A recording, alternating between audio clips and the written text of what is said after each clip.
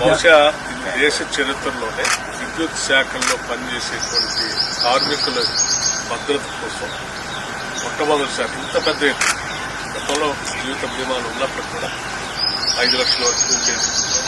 ఒకటేసారి ₹1 కోటి పైబడి ఒక జీవిత బీమా ఏర్పాటు చేయడం అనేది కేవలం ఇందిరమ్మ ప్రభుత్వంలో రాష్ట్ర ముఖ్యమంత్రి రేవంత్ రెడ్డి గారి నాయకత్వంలో ఈ క్యాబినెట్ తీసుకున్నారు. ఇంత గొప్ప కార్యక్రమం బహుశా కార్మికుల కోసం ఏ ప్రభుత్వం కూడా ఆలోచన చేసి ఉండకపోవచ్చు. ఒక కార్మికుడు తను చేసే పని ప్రమాదకరమైనటువంటి పని అని తెలిసినప్పుడు కూడా గత ప్రభుత్వాలు ఇప్పుడు కూడా దీనిపై దృష్టి సారించింది. మనం ప్రభుత్వం వచ్చిన తర్వాత ఒక నిర్ణయం తీసుకొని వాళ్ళందరికీ బీమా ₹1 కోటి పైబడి తెచ్చిపెట్టాలి. తిరిగి ఆ కుటుంబంలో కంపాషనేట్ అపాయింట్మెంట్ పేరు మీద వాళ్ళకి ఉద్యోగ అవకాశం కూడా ఉంది.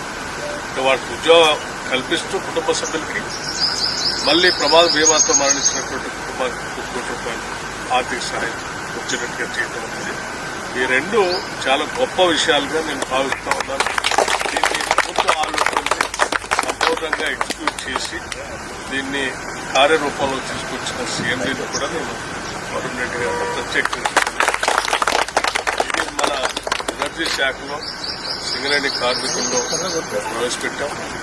అలాగే ఎలక్ట్రిసిటీ డిపార్ట్మెంట్లో ప్రవేశపెట్టాం. కొన్ని లక్షల మంది పనిచేసేటువంటి కార్మికులకు పెద్ద ఎత్తున ఉపయోగపడే ఈ కార్యక్రమం నిజంగా ఈ ప్రభుత్వం యొక్క బాధ్యతకి నిబద్ధతకి ఈ మనకున్నటువంటి కన్సర్న్కి మానవత్వానికి ఒక ప్రతీక. దీన్ని అందరం కార్మికులందరూ దృష్టికి తీసుకోవాలి. చాలా ధైర్యంగా తర్వాత ఒక కాన్ఫిడెంట్ సెక్యూర్డ్ ఫీలింగ్తో మీ విధులు నిర్వర్తిస్తూ ఈ సమాజానికి రాష్ట్ర ప్రజలకు కూడా సేవలు అందించవలసిందే నేను